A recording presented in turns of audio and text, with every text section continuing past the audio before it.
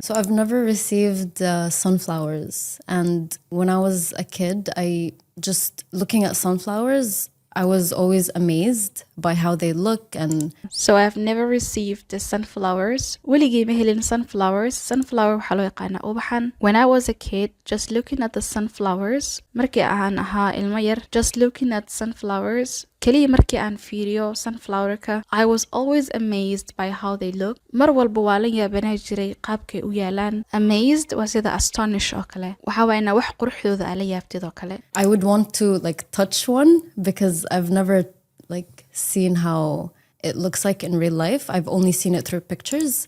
Hey guys, kusoo dhawaada channelka English with Mimo. sidoo kale maanta waxaa idin wadaa IELTS speaking exam, laakiin imtixaan sax ma aha marka imtixaanka ay dhadhaajinayaan. u qaado sida inay tahay conversation oo kale kala soo bax ereyada cusub, and I would love to see you using those words in the comment section. Anyways, introga ku dheeraan fadlan dadna ugu xusubtaan ugu soo biir channelka, subscribe dhe video gaagare una share gareey asxaabtada jecel inay bartaan luqadda Englishka. Let's go.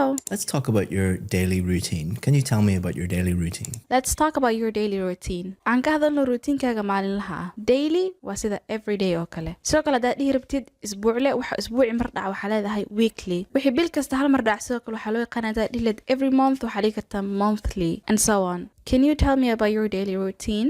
waxa ma iiga sheegi kartaa routinkaaga maalinlaha? When I first get up, I don't like doing anything high maintenance or too quick. When I first get up, I don't like doing anything high maintenance or too quick. marka ugu horeyntii aan soo kaco ma jecli inaan sameeyo wax high maintenance.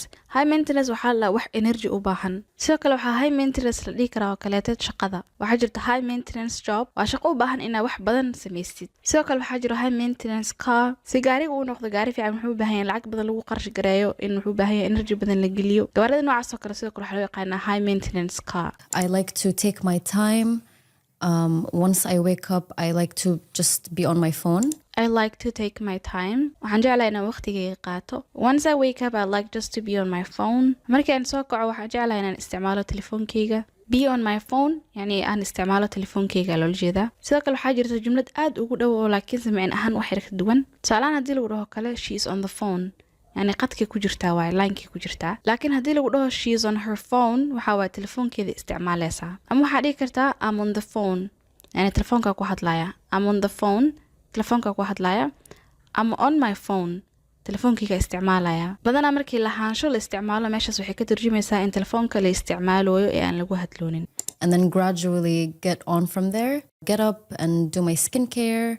I start getting dressed and then go downstairs. And gradually get on from there. si tartiib ahna meeshaas aan kasii bilaabo. gradually si tartiib ah. Get up and do my skincare. waan soo kacaa ama waan soo toosaa, waxaan sameeyaa skincare ama daryeelka maqaarka. I start getting dressed and then go downstairs. waxaan bilaabaa inaan labisto, yani dhar xirto, and then go downstairs. kadibna waxaan soo aadaa dhanka hoose. downstairs hadda kahorna waa sharxay. waxaa waaye haddii mathalan guriga uu leeyahay laba dabaq ama meel jaranjaro loo fuulayo uu leeyahay, qaybta sare waxaa loo yaqaanaa upstairs, qaybta hoosena waxaa loo yaqaanaa downstairs. I make some coffee or tea, even matcha. I love matcha. I make some coffee or tea, even matcha. waxaan samaystaa xoogaa kafee ah ama shaax ama xitaa matcha. waxaan cagaarka waxaa loo yaqaanaa matcha. sidoo kale luqadda Englishka markaa leedahay shaaxa karinaya ama qaxwo karinaya, karintaas cooking looma isticmaalo. waxaa loo isticmaalaa make tea, shaax inaad samaysid and so on. So yeah, that's kind of my morning routine. Has your routine changed since you were a child? That's kind of my morning routine. routinkayga subaxda waa noocaas oo kale. kind of noocaas oo kale. adiga nagula wadaag routinkaaga subaxdii qaybta hoose commentska. Has your routine changed since you were a child? routinkaaga ma isbedelay tan iyo markii aad caruurta ahayd? So growing up, I didn't really have a routine because when you're a child, you just do whatever. So growing up, I didn't really have a routine. markii aan soo koraya dhab ahaantii ma lahaynin wax routine ah. soo koraya yacni soo weynaanaya. because when you're a child, you just do whatever. maxaa yeele markii aad tahay caruur waxaa samaynaysaa wax walbo. But growing up, I came to realize that it's important to have like a set routine on what to do and how to take care of yourself, how to maintain a better routine throughout the day. But growing up, I came to realize, laakiin markii aan soo weynaanaya, markii aan soo korayay, waxaan ogaaday. I came to realize, waxaan ogaaday. It's important to have a set of routine on what to do. inay muhiim tahay inaad routine u samaysatid wixii aad samayn lahayd and how to take care of yourself iyo sida naftaada aad u xanaanin lahayd, how to maintain a better routine throughout the day iyo sida aad u joogteen lahayd routine fiican maalintii oo dhan. So yeah, my routine has drastically changed throughout my life.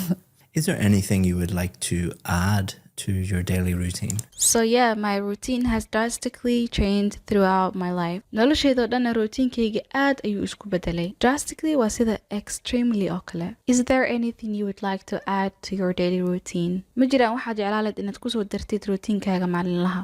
I would like to incorporate more of like meditation. I would like to incorporate more of like meditation. waxaa jeclaa lahaa inaan kusoo daro wax badan oo meditation ah. Meditation waxaa loo yaqaanaa in qofka uu fikiro, waxaana jirta qaabab loo sameeyo. Inta badan meditationka wuxuu la xiriiraa marka arrimo diini ah waaye dadku iska sameeyaan, laakiin asal ahaan waxaa laga keenay Buddhism iyo Hinduism-ka xataa wuu ku jiraa. Anaga alxamdulillah haddii aan muslimiin nahay qaybtaas waxaa noogu jirta salaada. To just be able to ground myself when needed. To just be able to ground myself when needed. Si aan u awoodo inaan xasiliyo nafteyda markii loo baahan yahay. Ground sida saxda waa dhul, laakiin markii verb laga dhigo grounded waxaa waaye xasilin in arrinta la dejiyo. I haven't been able to do that as of recently, but I would like to incorporate that in my routine because I think it's important to just be able to have that minute to yourself and just feel grounded. I haven't been able to do that as of recently. dhawaanahan ma awoodin inaan taas sameeyo, but I would like to incorporate that in my routine. Laakiin waxaan jeclaan lahaa inaan taas kusoo daro routinkayga. Incorporate waa in wax lagu soo daro. To add, I think it's important to just be able to have that minute to yourself. Waxaan u maleynaa inay muhiim tahay inaad waqti la qaadatid naftaada ama inaad daqiiqad la qaadatid naftaada. Weli waxay ka hadlaysaa meditationka maadaama daqiiqada soconayo. And just feel grounded oo aad dareentid xasilooni. Let's talk about flowers. Have you ever received flowers as a gift? Let's talk about flowers. Aan ka hadalno ubaxyada. Have you ever received the flowers as a gift? Weliga ubaxyo ma u heshay hadiyad ahaan? Receive. Helidaas wax walbay noqon kartaa sida receiving a message. Inaad message heshid oo kale. Receiving a gift. Inaad hadiyad heshid and so on. Yes, I have. Actually, recently I did receive flowers and I can't talk enough about flowers. I love everything about them, like the variations that you find, the different types and colors. Yes, I have. Ha waan helay hadido kaga dhigan tahay. Yes, I have. Actually, recently I did receive flowers. Dab ahaantii dhawaan ayaan waxaan helay ubaxyo and I can't talk enough about flowers. Yani ubaxyada warka uma dhamayn kari ama ubaxyada ma ka hadli kari in ku filan. I love everything about them. Waxaan jeclahay wax walba ku saabsan ayaga. The variations that you find. Noocyada kala duwan aad helaysid. The different types and colors. iyo noocyada kala duwan, kalarada sidoo kale kala duwan. As simple as like roses to, let's say, tulips. I love everything about them. As simple as like roses to, let's say, tulips. Laga bilaabo kuwa basiidka ah sida rose-ka oo kaleetad waxaan gaduudka rose loo yaqaanaa. To, let's say, tulips. Ilaa aan dhahno tulipska oo kale. Tulipskana waa ubaxaan. I love everything about them. Waxaa isku daya haddii wax mar aa fasira ay soo laabtaan inaan ku celinin. Waxaa rajeyna adinkan inaa fahmi doontaan. On what special occasions do people give flowers in your country? From where I'm from, they usually use flowers for, say, birthdays or weddings.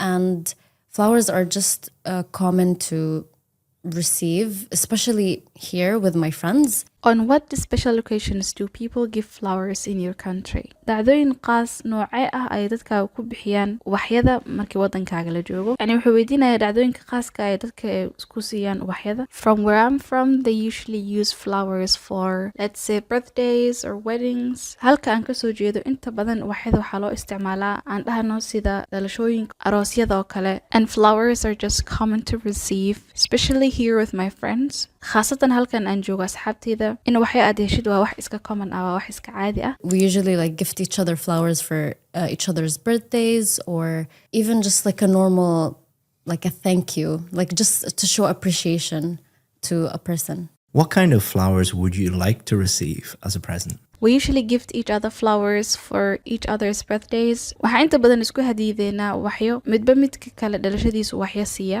Even just a normal like thank you ama xitaa mahadcelin caadi ah oo kale, just to show appreciation to a person. kaliya si loo tuso qof yani appreciation mahadcelin qof si loo tuso xataa waxyaa la dhiibaa. What kind of flowers would you like to receive as a present? waxay noocee aad jeclaan lahayd inaad u heshid hadiyad ahaan? So I've never received sunflowers, and when I was a kid, I just looking at sunflowers, I was always amazed by how they look. And So I've never received the sunflowers. weligay ma helin sunflowers. Sunflower waxaa loo yaqaanaa ubaxan. When I was a kid, just looking at the sunflowers, markii aan ahaa ilmo yar, just looking at sunflowers, kaliya markii aan fiiriyo sunflowerka, I was always amazed by how they look. mar walba waa la yaabanaa jiray qaabkay u yaalaan. Amazed waa sida astonish oo kale, waxaa waa inaa wax quruxdooda aa la yaabtid oo kale. I would want to like touch one because I've never like seen how it looks like in real life. I've only seen it through pictures.